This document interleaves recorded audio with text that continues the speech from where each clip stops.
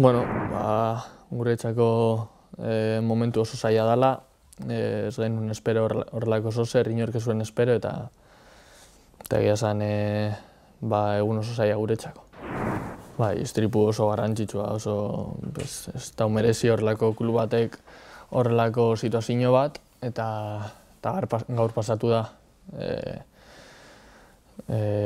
Lotsa sentitzen dugu, egun oso gogorra guretzako ezin da horrelako situazio bat eman.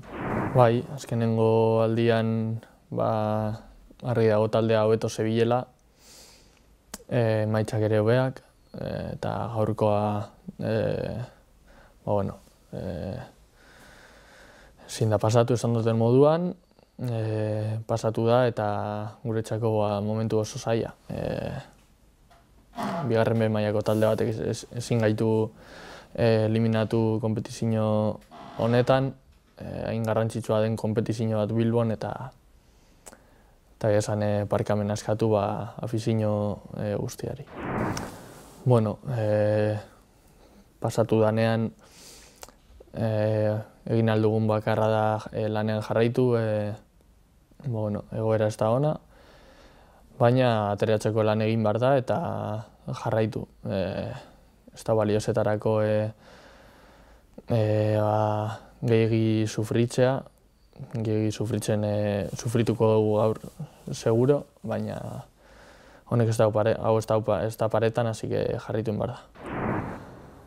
Bueno, pues la verdad es que un palo muy duro, en una situación que no se puede dar en este club, no puede pasar que nos elimine, con todos los respetos, un club de segunda B, y muy duro para nosotros.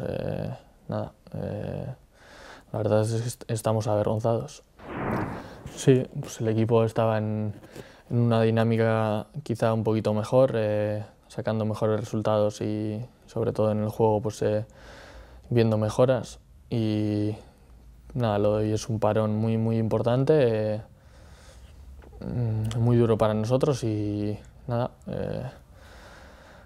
pedir perdón a toda la afición porque lo sentimos así, y en una competición tan especial que se dé esta situación a estas alturas contra un club de segunda B es muy duro para nosotros.